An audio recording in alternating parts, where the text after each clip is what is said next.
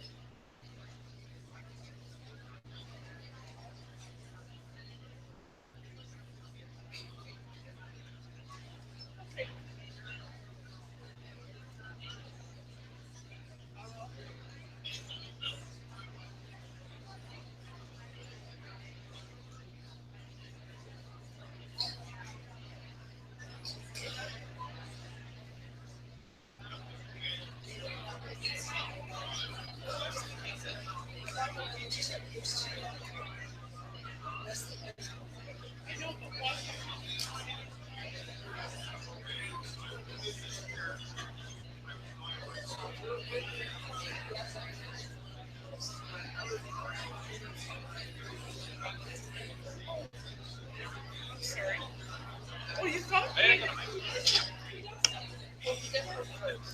yeah. You're going to use the podium mic then to Yes. Yes. Is it on? No, you need to turn on the podium mic. How do I go? Right. Okay. Okay. Look, you're talking right into Oh, okay. there. What's This- happening? This is for the broadcast together room. Okay. Okay, so we're ready? It is going? Okay. Could we have your attention, please? Lynn, Yes. talk down into there. Okay. Could we have your attention, please? Thank you. You're saying louder. Hello? Oh, okay.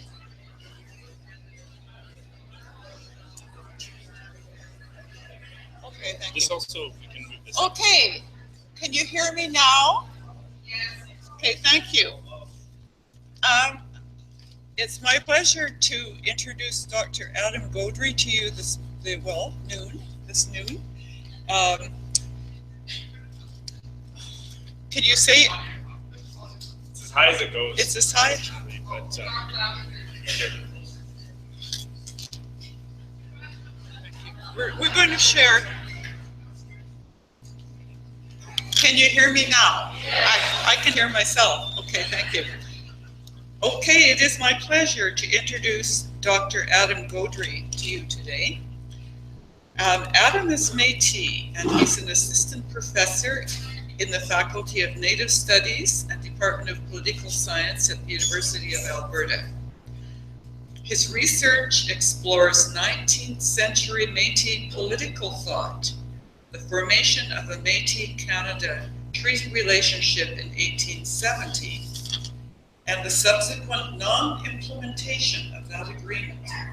This project argues for the ongoing existence of a Manitoba Treaty between the Métis people and Canada,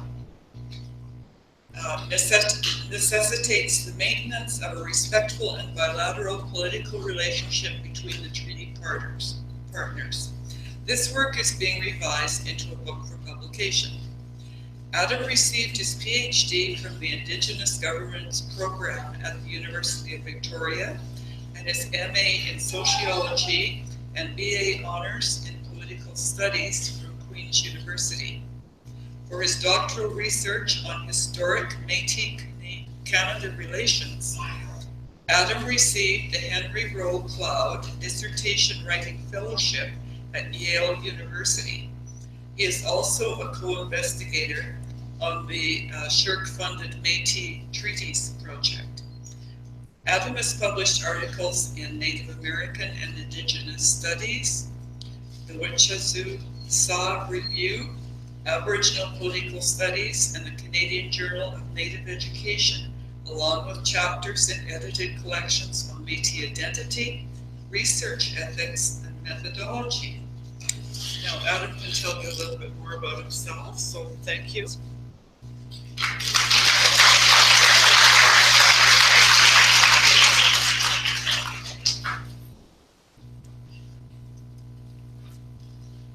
Thank you, Lynn. Thank you, everyone, for being here. Can you hear me okay on the mic? Great. Yeah, so my name's Adam Gaudry. I'm a professor here in Native Studies in Poli-Sci. A little bit about me. My family's from a small community called Sioux Narrows on Lake of the Woods in northwestern Ontario. It's a couple hours east of Winnipeg. I grew up in Hamilton. My dad moved there just before I was born with my mom. I've kind of bounced around quite a bit since then. I've lived in all four Western Canadian provinces at some time. And so I have like a fairly, I think, nationalist view of the Métis people, which is something I want to talk to you a bit about today. So my initial title, I felt on some further reflection, was probably a little ambitious to try to go for 200 years of Métis history. And the collective Métis history really began in 1816 with the Battle of Seven Oaks, which some of you I'm sure are familiar with. So a little over 200 years ago, my ancestors kind of announced themselves to the world. I'm going to be focusing more on the 19th century because I think most of the 20th and 21st century stuff that we talk about has its roots in the 19th century. And like most Indigenous issues in Western Canada, there's an era in the late 19th century that really defines the relationship between Indigenous peoples and Canada. So that's what I want to focus on.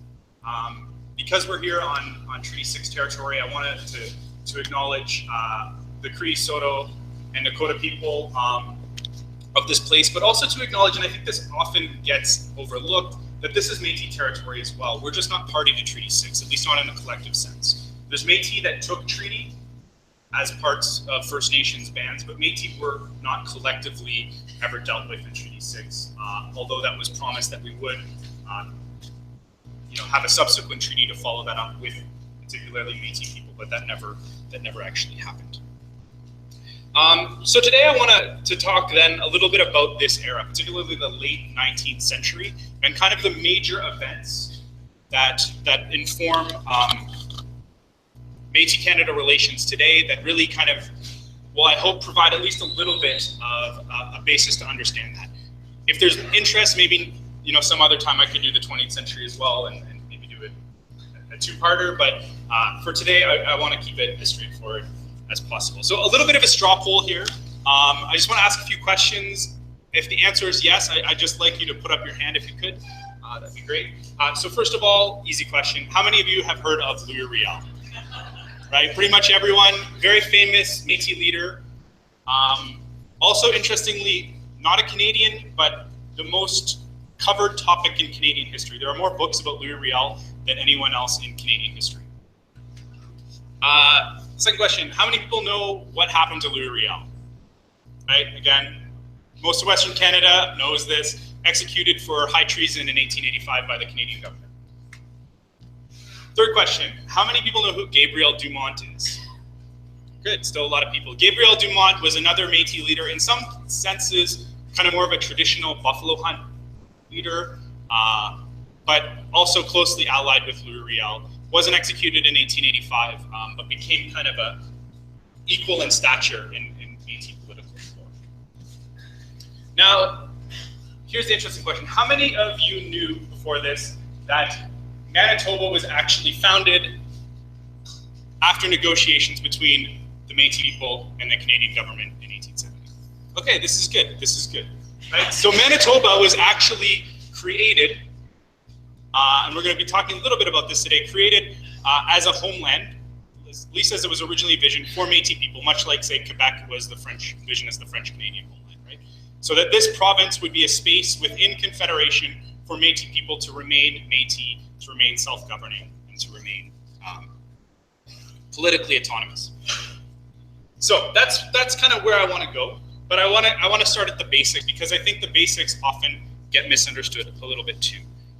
So, who are the Métis people? This is kind of the most foundational discussion, and basically one we always have to do when we're discussing Métis, because like I said, I think that there's a lot that is not really well articulated here. So there's really two definitions of Métis in circulation, and it really depends on what era you're reading in that these definitions come out.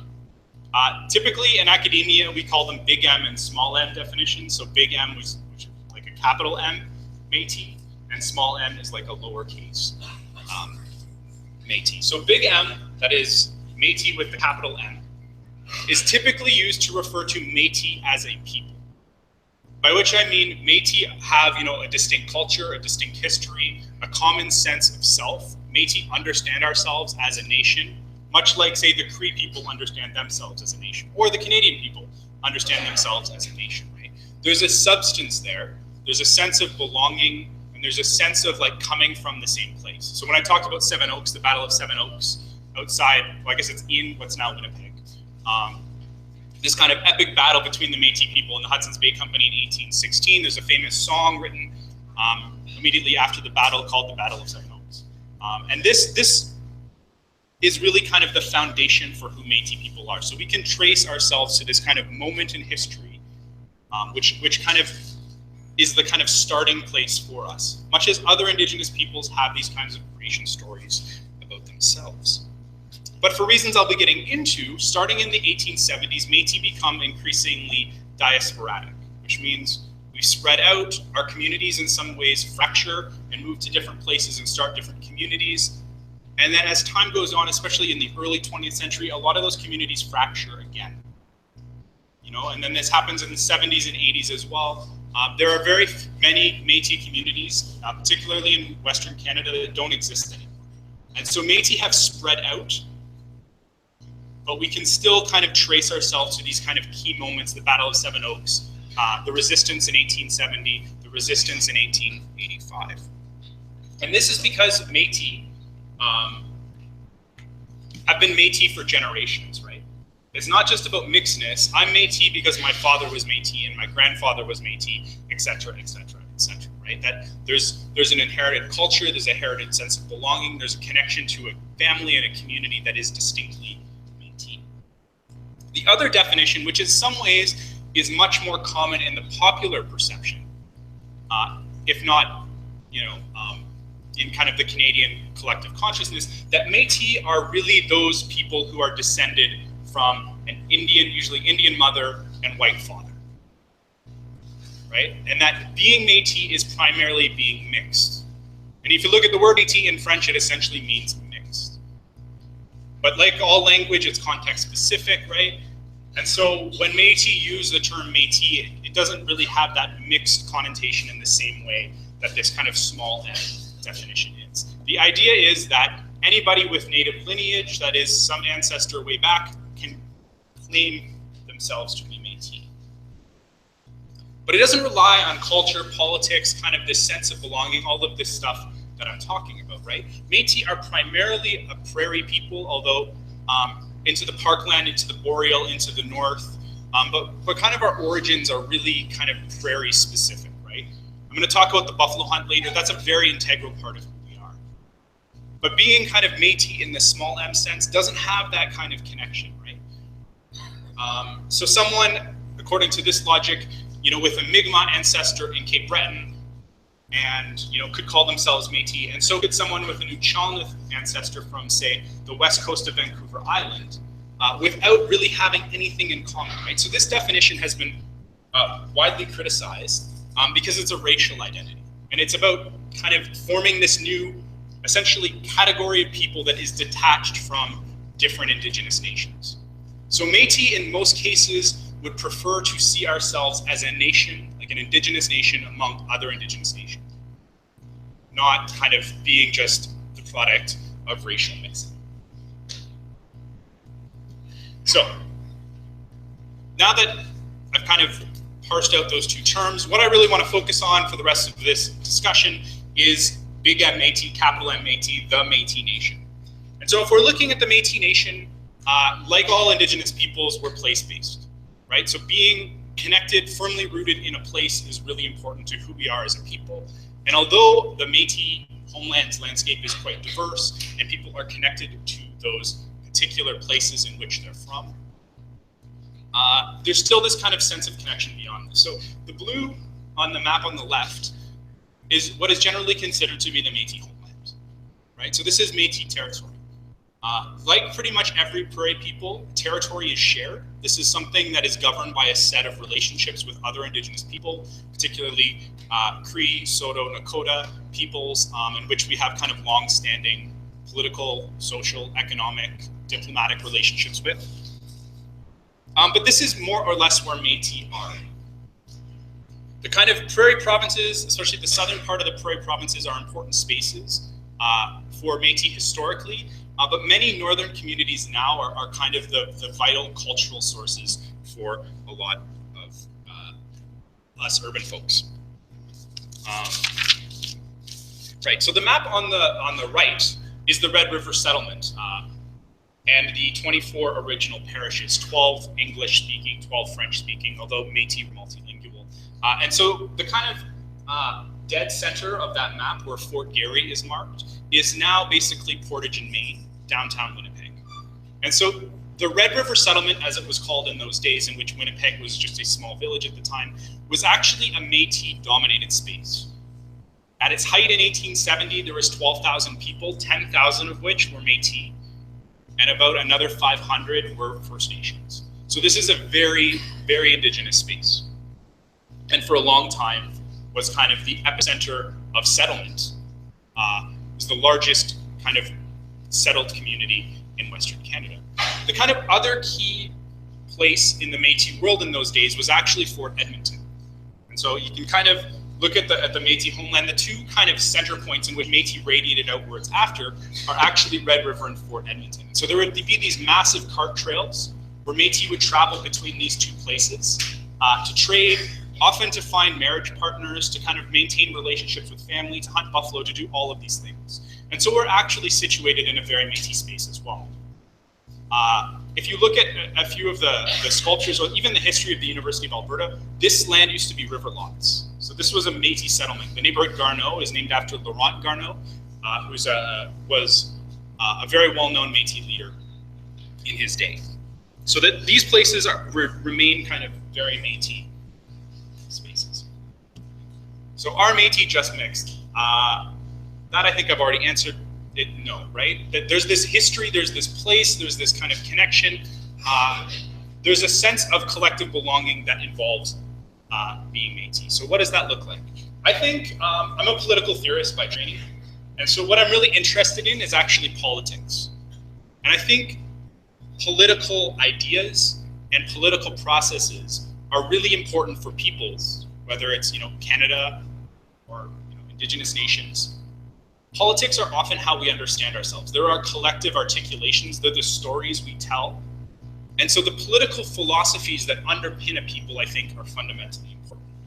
And so for Métis, and for actually a lot of prairie peoples, I think that there's two kind of concepts. And I think if we look at it kind of from like a Western philosophical standpoint, they seem almost at odds with one another. But in the kind of Métis worldview, they're inherently connected. So the first is Wahkohtowin. Has anyone heard of this concept before? It's very common with Cree as well. It's like the responsibilities of being in a family, family relatedness, like kinship responsibilities, looking after your relatives, the process by which you can look to your relative for support in times of need. And so there's this kind of like idea that political relations are structured based on family relationships. And interestingly, Treaty 6 describes the relationship between Treaty 6 First Nations and Canadians as the relationship of brothers. Or, if we were using non-gendered language today, like siblings, right? Siblings of equal age who have kind of shared responsibilities for one another. So how Indigenous peoples of the prairies understood their relationships to each other in an interpersonal sense, or in this larger collective diplomatic sense, was through family. And so people could be adopted into family, people could marry, entire nations could adopt other nations as family. So, the nation A would be the brother and sister of nation B or something like that. And so Wahkohtowin, I think, also demonstrates that Métis are a collectivist people in a lot of senses, right? That benefits and risks are shared. People will look after one another, that there's a responsibility to look after your relations if they request help or if they're in need of help. That there's an obligation, right, a responsibility for that.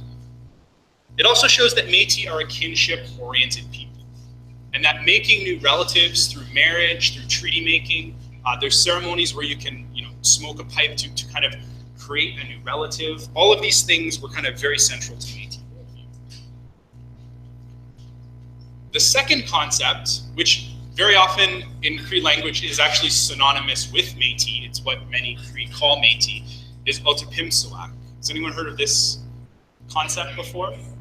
It means the people who are their own bosses, or the people that own themselves, right? So at the same time that Métis valued this kind of collective responsibility, this responsibility of living in family, Métis were also fiercely independent, both individually and collectively. And so in some ways, the kind of highest or most important political value was independence, right? But still kind of situated within this kind of family relationship. That means you didn't work for other people. So in the fur trade sense, Métis were often free traders. Some worked for the Hudson's Bay Company, sure, but the kind of overriding value was to be a free trader. That was kind of the goal for most people, to not be dependent on someone else. So what I think this really means, and I have, I think, a pretty interesting family story about this, is that Métis were concerned about self-sufficiency among kind of collective responsibility. So it's like collective responsibility kind of weighed against this desire to be independent. And so most Métis governance, as I'll get to in a moment, is actually structured by this tension, right? How to be independent, but also how to be responsible to others. And I think this means you're supposed to be looking after yourself individually or kind of in an extended family unit, but you're also going to be responsible to other people, because you can't really live by yourself, right? This thing at the base of Anglo-American philosophy, like the state of nature, right? This individual, it's always a man, right? Living alone in the woods. Like, those people, when that happened, would very often die, right? Because you can't actually live alone in the woods, right? Like, we're social beings. But that is to say that you shouldn't be dependent on one another, right? You should be able to pull your weight. You should be able to kind of be equals. And that being independent and being equal is very often the same thing. And by doing this, by kind of building these relationships of kind of like mutual independence, this is how Métis saw themselves as being free. And so I think that's kind of the underlying value. In kind of my own family, how this manifested itself, at least up until my generation, is for my dad and his 5 brothers, there was this kind of coming of age, I guess, ceremony, where my grandfather would, without letting them know, basically drop them off on an island in the Lake of the Woods for about a week on their own.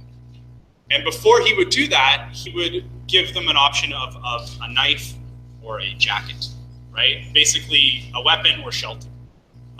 They were quite well trained at this. My dad started hunting at something like 6 years old. And I think this is, again, like, this is a way of making sure even children are independent, is that they can look after themselves and contribute to their family. He knew to take the jacket, right? Because shelter is more important than being able to hunt, right? You can survive a lot longer being warm and hungry than you can being well fed and very cold. And so he took the shelter first. And so each of them went through this.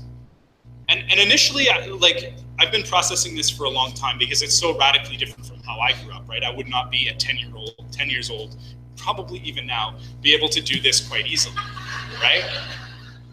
But I've also kind of come to understand it as this, like, a process driven by kind of love and respect. So Métis children, and I definitely did grow up this way, even if it wasn't in the bush, are really raised to be independent, right?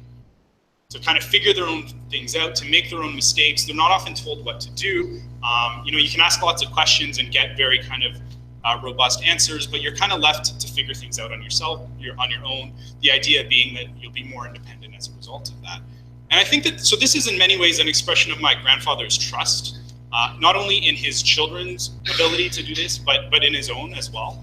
And I think it's driven by love, because it's something that this would be reassuring for everybody that went through it, that they could look after themselves. If throughout their daily lives, the worst thing happened, they were separated from their family, they got lost and were stuck in the woods with very little, that they had the skills to survive, and they knew that they had the skills to survive.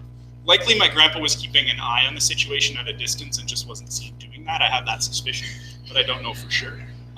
But I think all of this is to show, like, at a very kind of individual family level, how these sorts of things play out, right? This is integral to who we are as people. This also is an important in a collective sense, and I think we can see the same ideas coming through in Métis history as well. So I want to talk about really three things here. One is the buffalo hunt, which is the kind of basis for Métis politics, as well as kind of Métis social life and Métis economics. But I also want to talk about the two resistances in 1869, 1870. They're very often called rebellions. I don't for a second buy that Métis ever thought Canada legitimately governed them. And therefore, how can you rebel against an authority that was never an authority over you, right? These are resistances. They're resisting outside imposition of politics, not somebody that legitimately governed them. And then, of course, in 1885, where a lot of this kind of free life on the prairies ends for a lot of people. And it doesn't end by consent, it ends by essentially military violence. And examples being made of three communities, one of which was a Métis. Okay, so I tend to read the buffalo hunt as political theory because I think it's a fascinating topic.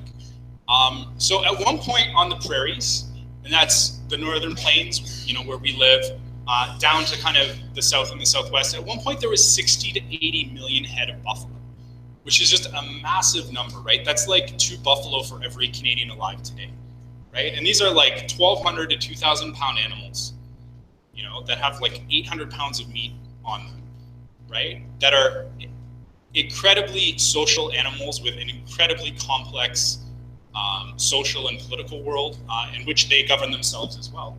And at this time, at least in the mid-19th century, it was possible to stand on one end of a buffalo herd. You probably couldn't get that close, but to see the buffalo herd basically disappear over the horizon.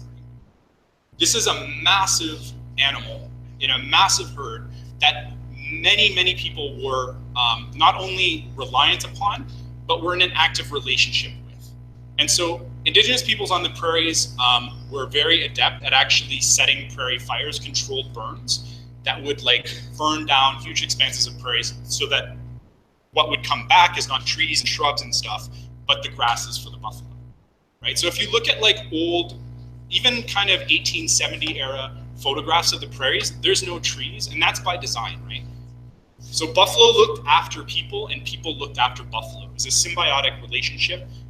In Indigenous thought, it's often kind of considered a treaty. And indeed, there's a Buffalo Treaty that was signed implemented recently to kind of revive this ethos that we are kind of mutually dependent upon one another. And so to do this, to kind of participate in this process, Métis actually organized massive buffalo hunts. They started probably even into the late 18th century, but by the 1820s, 1830s, Métis were doing this in large numbers, leaving from Red River to head west or to head south to hunt buffalo. And eventually there was kind of multiple parties because they got so big. But these were caravans. You can see the Red River carts on the top of hundreds of carts, thousands of people who would go out on the prairies together, following a strict code that everyone agreed to, and hunt buffalo in massive numbers. And it's hard to kind of imagine this now, but you could go out into these massive herds and hunt 1,000 animals, kill 1,000 animals, and process their meat and live off of them without actually affecting the carrying capacity of the herd, right? That they were so large that they could absorb those losses without it really affecting their long-term sustainability. And what really happened was there was an attempt largely in the US to overhunt buffalo to clear room for cattle, because why would you buy beef if you could go out and shoot a buffalo, right? There was kind of capitalist motives here too. But then a lot of the northern herds retreated south, and then the RCMP actually lit fires across the 49th parallel to keep buffalo south. And so there was deliberate tactics to kind of break this relationship. But when it was functioning, the buffalo hunt was the social, political, and economic center of the Métis world. And it was the basis for Métis government. So how Métis organized themselves to hunt buffalo was how Métis organized themselves to do pretty much everything else. And so Métis figured out a way that they could balance those two things, Wet'suwet'en and Otipemisiwak, the people who own themselves, in order to basically be the people who own themselves. And so what they would do is every year they would gather at a predetermined location. It was usually, depending on the hunt, there was a Red River hunt, there was a Pembina hunt, which is now in North Dakota, and then there was a White Horse Plains, which is St. Francois Xavier in Manitoba, just kind of west of Winnipeg. And so these were the kind of three major Manitoba hunts. And people would get together, and every year they would go about discussing how they were going to hunt, where they were going to go. They elected leaders. They chose kind of disans, which were like soldier companies of soldiers with captains, and they chose the rules in which they were going to live by. These are the rules that Alexander Ross, kind of the first written historian of Red River, wrote down in 1840. And these are largely the rules that all subsequent hunts followed. But they never were taken for granted. So every year, Métis discussed the rules, chose the rules, and even if they were the same as last year, and even if the captain of the hunt was the same as last year, they went through the process. And that's because in this kind of, this self-ownership worldview, no one could tell you what to do, and only you could consent to your government, right? That nobody could force themselves on you. No one could force the rules. So people needed to agree, and if they didn't like the rules, they were free to leave and form their own government. Métis also did not like permanent authority vested in people. So there was a captain of the hunt, and the captain of the hunt was in charge of the camp in emergency situations, and when the camp stopped each night and kind of formed this huge circle of carts as kind of like a protective barrier. And so the captain of the hunt was in charge in those moments, but there was also 10 guides elected. And so every time the camp was moving, a different guide was in charge. And so, on day 1, guide 1 would be in charge. On day 2, guide 2 would be in charge, right? Over 10 days. So nobody was ever really wielding any kind of coercive authority over Métis for a very long period of time. It meant usually a few hours. If there was like kind of an enemy in the area, the captain of the hunt took over, but basically outside of these emergency situations, authority was never permanently invested in an individual. And when the hunt was done, usually kind of a few weeks after when the summer was over, people broke into their family groups again, and that government dissolved. So for a long time, Métis government was very kind of situational. It was explicit, so okay, now we're forming a government. And when it ended, people went back into their family units. And so the constituent kind of entities of Métis governments were actually extended families. And those were kind of the basic normal unit of governance. And unless those families got together to kind of create a higher level of government, that higher level of government was never assumed. State laws, I think, also tell us a lot about who Métis were in those days. So first of all of those hunts, were designed for the common good. There's like 2 or 3 different rules against hunting ahead of the main party. And so buffalo, they have a very good sense of smell, but they don't see well. And so the tactic was to kind of get as close as you could, kind of against the wind, so they didn't pick up on your scent. And then once you were close enough, there would be a signal given by the captain, and then the men would charge, usually men. I think there were a few women, but the hunters would charge the buffalo and shoot as many as they could while on horseback. These were muzzle loaders back in those days too, so people were like spitting balls into the muskets and jamming them with a rod while on horseback riding at a gallop. This was an incredibly dangerous and skilled activity.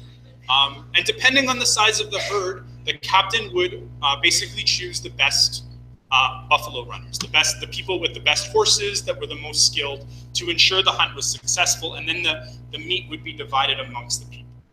And so all of this was designed so that everyone benefited and that nobody could benefit at the expense of anyone else, right? This is that kind of collectivist ethos. The collective welfare, that is, that everyone could access meat, was, against went against individual gain. And the captain of the hunt was ultimately responsible not just for hunting for his or her family, but for hunting for those who couldn't hunt for themselves. So widows with young children that didn't have anyone old enough to hunt meat. So the buffalo, the hunt captain, often the most skilled people like Gabriel Dumont, were hunting for a lot more than just their family, probably more than anyone else. So there was all of this kind of responsibility invested in the hunt that everyone would benefit. Like I said, they didn't like permanent authority, and that responsibilities for governance were shared, that everyone had to participate, that everyone was responsible. You couldn't just defer to your leaders. It was a very active and democratic society. And punishment was almost always shame-based. And so they list in the laws of the hunt, there's like different kind of sanctions for repeat offenders. And it's only the repeat offenders that couldn't be shamed that actually faced any kind of physical punishment, which is very often a public flogging. The 8th rule, which says that anyone who stole anything, even a sinew, which is like a little piece of hide used for sewing,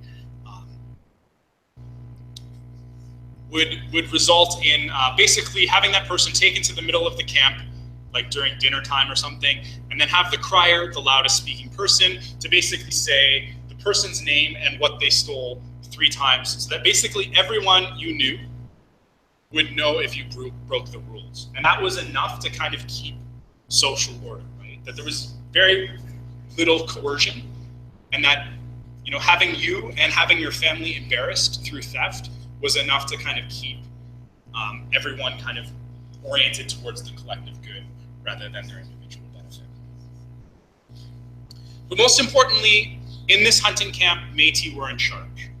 Métis didn't answer to anyone else. And in this era, Métis were a major political and military power on the prairies.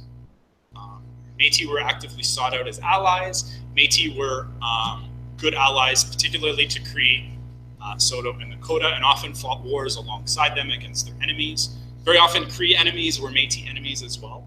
All of these things were kind of vital to who we were and who we are. And this meant that Métis were ultimately independent from other people. Most importantly, for what I want to get into next, Métis were independent from Canada and the Hudson's Bay Company and did not recognize the authority of these European powers over them. Yeah. All of this kind of internal politics, too, was also structured by external politics. So Métis have treaties with other prairie people. There's an alliance, in English, the Iron Alliance, in Cree, the Neheaplat, which is an alliance between 4 people, Cree, Plains Cree mostly, but some other Cree as well, Anishinaabe or Saulteaux, Nakota or Assiniboine in the historic records, and Métis. And so these 4 people, there's a great book, Elder Brother in the Law, the people that documents this, actually lived in mixed bands. And so while there was, very often Plains Cree bands, which were majority Plains Cree, they often also had, Saulteaux, Métis, Nakota people in them. A lot of the prairie leadership in the 19th century was actually interrelated. So Big Bear and Poundmaker both had Métis relations. Both had either a Métis parent or a Métis grandparent, right? That there was a lot of marriage across peoples because this reinforced alliances. And so these 4 people were heavily interrelated, and Métis had responsibilities beyond just Métis. So again, that's independence kind of structured by family obligation and responsibility. Okay, so the Red River Resistance. So Métis, like I said, had long understood themselves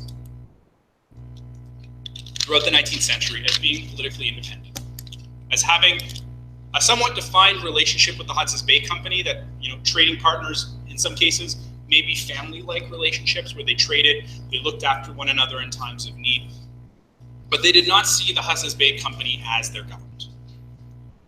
European understandings of the prairies in those days saw the only legitimate government as that of the Hudson's Bay Company, because the logic, at least for some European thinkers in the 19th century, was that Indigenous people, we were too primitive to have real government, right? That's terra nullius, that's doctrine of discovery. Because indigenous people were primitive, some Europeans, especially powerful Europeans, thought they could just show up, establish their own government, and that would be the first government ever in the history of that place. That, of course, isn't true, but that was the political logic of the day. So Canada in 1869 purchased the Hudson's Bay drainage from the Hudson's Bay Company for something like 300,000 pounds, and then some land that would be granted back to the Hudson's Bay Company around their forts, and land to sell to make money. The problem with this for indigenous peoples were none of them for a second thought the Hudson's Bay Company actually owned the land which it sold to Canada, right? How can you sell land you don't own, right? It's a pretty basic thing. But interestingly, still to this day in Canadian law, this is still the underwriting assumption that Canada purchased the land from the Hudson's Bay Company. That being said, indigenous people didn't buy it. And there were a number of different responses to this. A lot of indigenous people refused initially to negotiate treaties until they felt that they would be compensated for whatever the Hudson's Bay Company gained out of apparently selling their land. And so treaties were delayed in all of this. But for Métis, it meant something very particular, which is that they actually refused to let any Canadian figures into what was then the Red River settlement. And they actively pushed them out of the Northwest and kept them for a long time in what is now North Dakota. So they were stuck in the Dakota Territory. They couldn't come and kind of establish this government that they wanted to establish. And shortly after expelling this would-be governor, his name was William McDougall, a conservative cabinet minister from Ontario, they formed a government, a buffalo hunt government, using all of the processes they would if they were hunting out on the prairies. And they issued the Declaration of the People of Rupert's Land in the Northwest to basically articulate what they were doing and why, and it was directed at Canada. And I think that this language is really important and something that doesn't get discussed, I think, in history classes enough. The Declaration says that we refuse to recognize the authority of Canada, which pretends to have a right to govern and impose upon us a despotic form of government still more contrary to our rights and interests as British subjects than was that government to which we had subjected ourselves through necessity up until a recent date. And then they further said, they further condemned Canada to, quote, rule us with the rod of despotism, right? So this is how Métis responded to Canada arriving in the Northwest. Basically flat out saying, you don't govern us, any attempt to govern us without any kind of negotiation is despotic. The response was actually somewhat different than what people often imagine, which was that after this document was issued, which says, you know, we're happy to negotiate if you want to, but don't think you're coming here.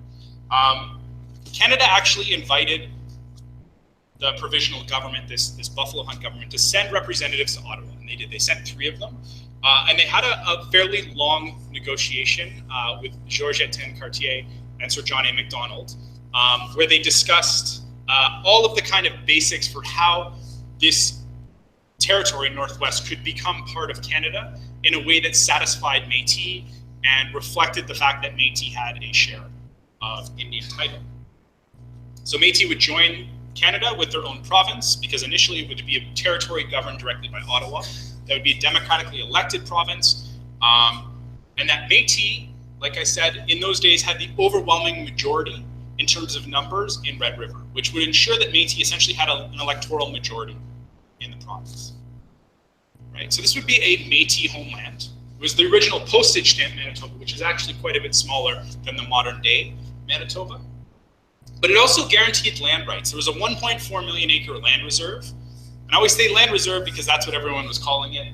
That Métis had lands that would be set aside explicitly for Métis. There was all this discussion on how those lands would remain in Métis hands. And that the government of Canada would recognize, even if they didn't have Hudson's Bay Company title, all the lands Métis were living on in Red River would be, recognized by this new government. This government, however, was ended. There was supposed to be this civil transfer of power. That was the agreement, right? That the new governor general would come in, that Louis Riel, as president of this provisional government, would hand over power, and then the governor general would immediately call elections, right? That's a civil transfer of power. That's how governments are supposed to work. That's how the parliamentary system works in general. But this didn't happen. Because simultaneously with this negotiation, which I think was still made in good faith, they sent an expedition, which was supposed to be just a simple military expedition, which the agreement was to keep the peace and to kind of ensure orderly settlement, because they didn't want the Wild West, right?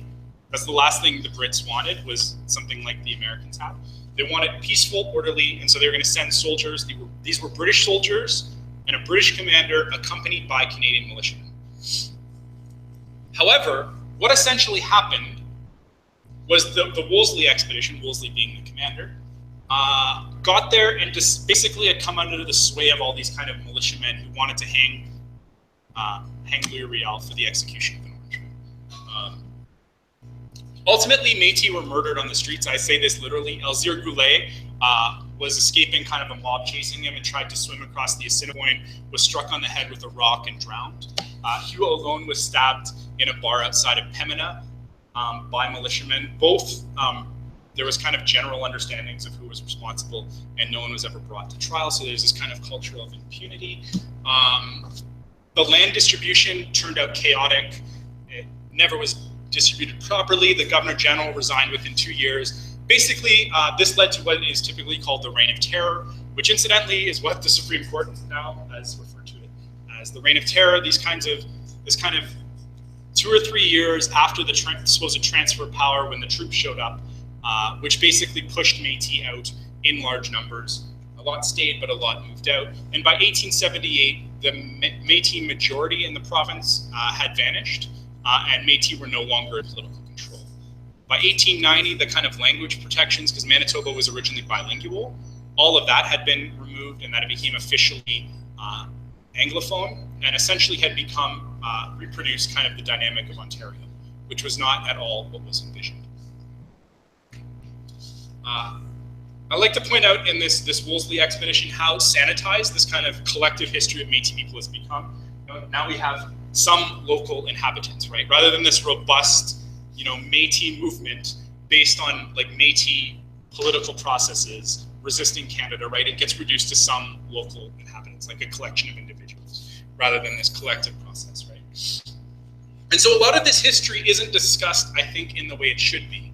And Métis politics and Métis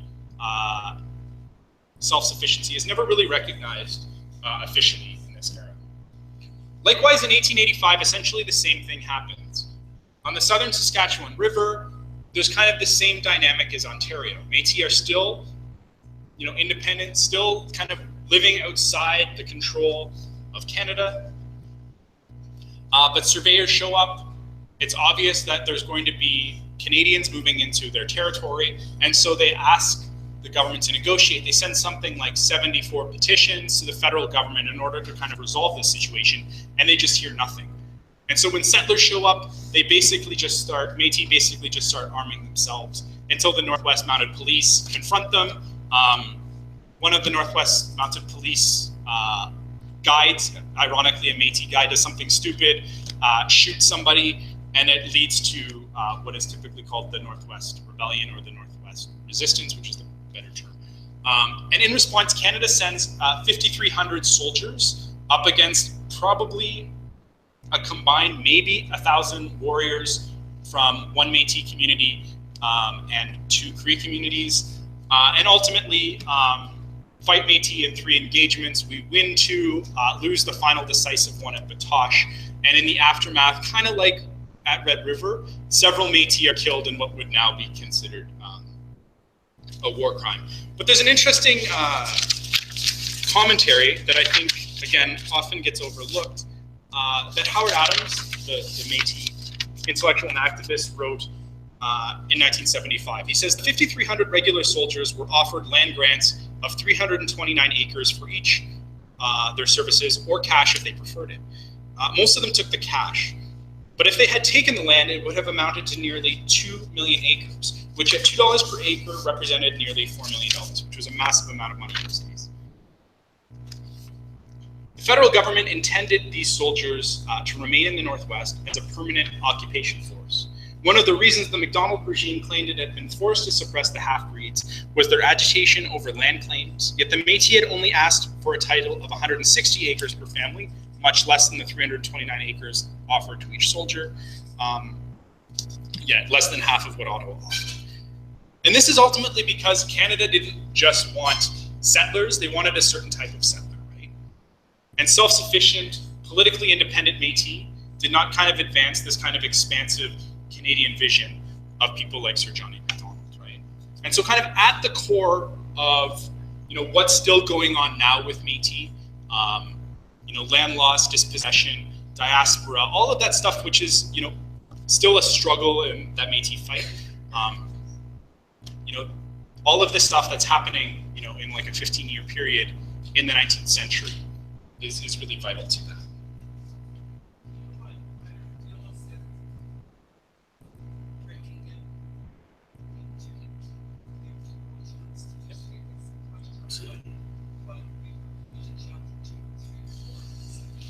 Yeah, yeah.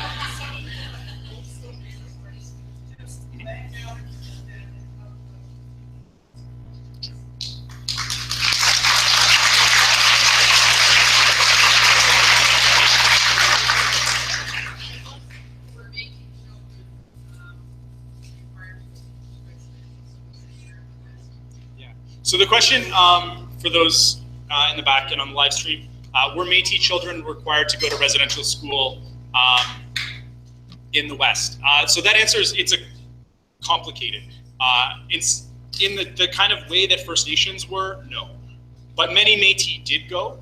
There's this kind of weird hierarchy where residential schools ultimately wanted like Indian children, but took Métis if they couldn't get enough, and then would push the Métis kids out once they got enough First Nations. But there were also day schools and in a few cases, actual residential schools indirectly funded by the federal government, particularly for Métis students. So it's not as widespread, but it's absolutely the case, and that many Métis, yeah, did in fact go to residential school. Yes. Yeah.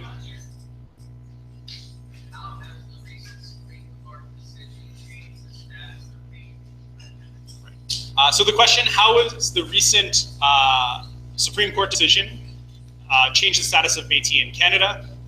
There's actually several. This would be probably the center of the 20th century lecture.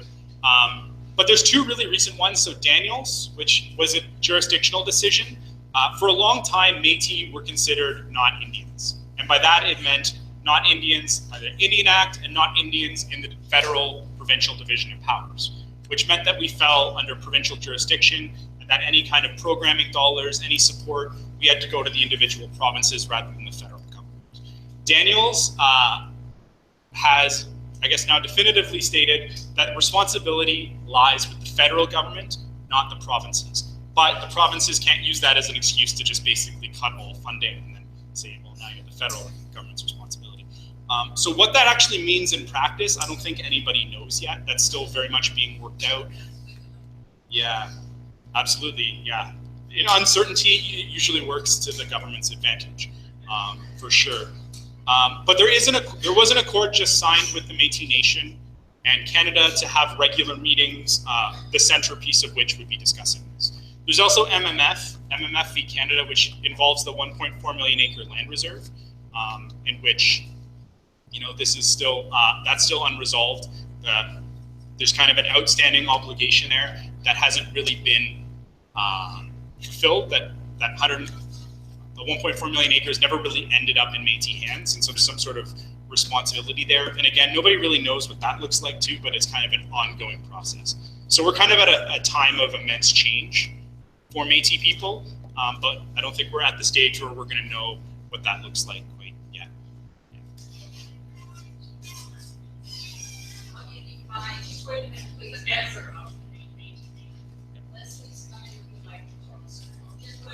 How do you define who is a member of the Métis Nation?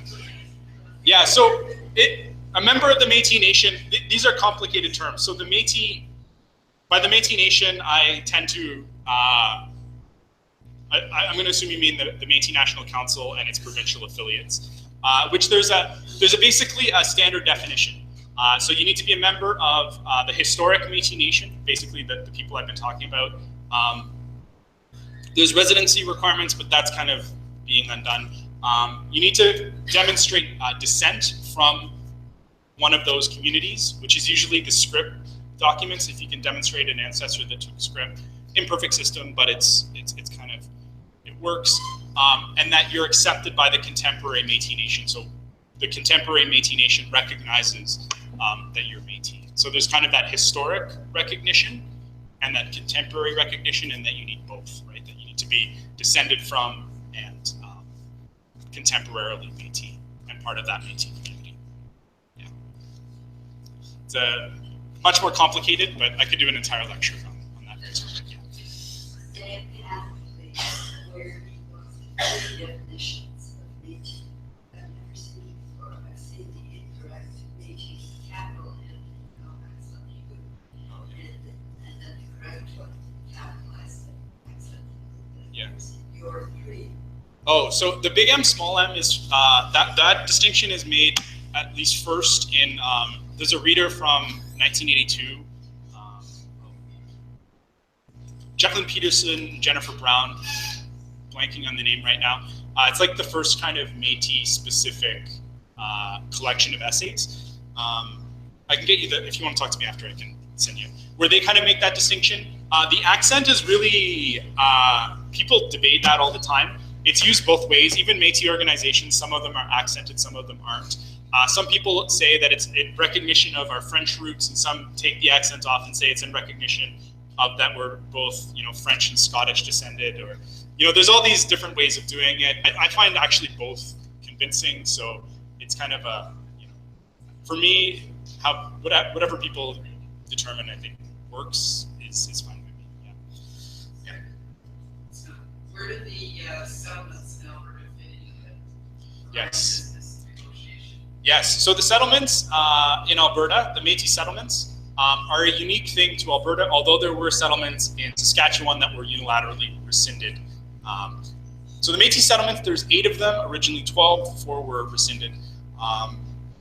And the settlements are communities that in the 1930s negotiated an agreement with the province of Alberta to create these settlements. And so settlements are Métis communities that have a recognized land base that functions somewhat the same, but also a little bit different than, say, reserves do with the federal government. So these are territories in which Métis have jurisdiction, which Métis have control of the resources on settlement, and that these 8 settlements have a degree of self-governance that a lot of other Métis aspire to.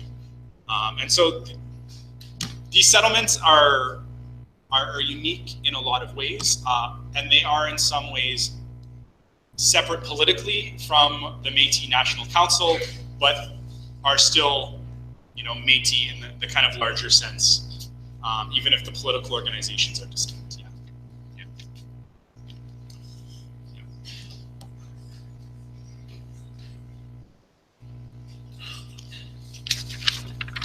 Is there a membership card that you can apply for as a Métis person?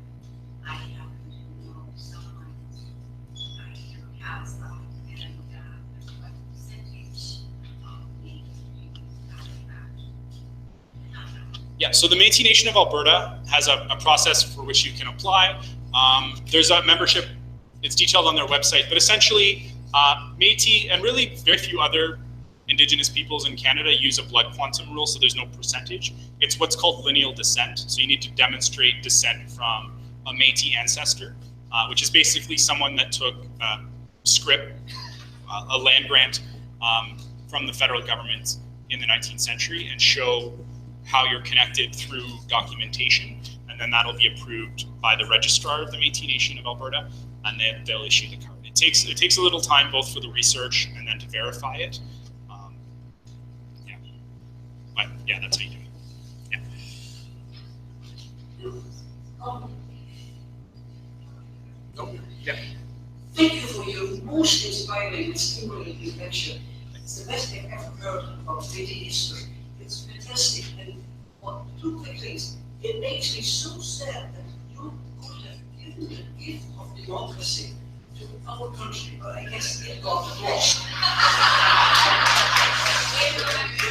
And my question is, we now have under the new Alberta government, we have a new ministry that is not called our regional affairs or whatever, but it's called how to cooperate with our regional people. Richard Kuyan is the minister. Could you maybe give us any hope? Is there some progress?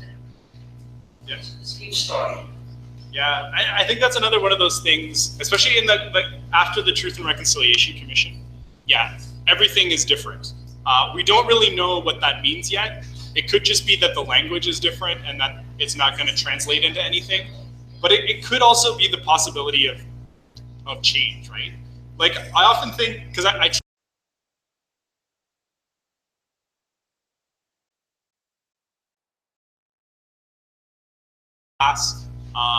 and the number of professional organizations, so teachers organizations or the province, that require nurses, teachers, social workers to be fluent in Indigenous history and somewhat competent with Indigenous culture, because it's considered a necessary part of their job. That's more of a Western Canada thing, but I think that shift is important, and that is leading to something, and hopefully, I always say the government is going to be the last entity to do anything, but civil society can hold the government responsible and should, right? If the government is not living up to its treaty obligations, that doesn't prevent individual Canadians and communities from doing that anyway, and eventually the government is going to catch up with everyone. That's I think moving forward the best way to approach it is be treaty people, convince your government to be treaty people, and it'll eventually follow suit.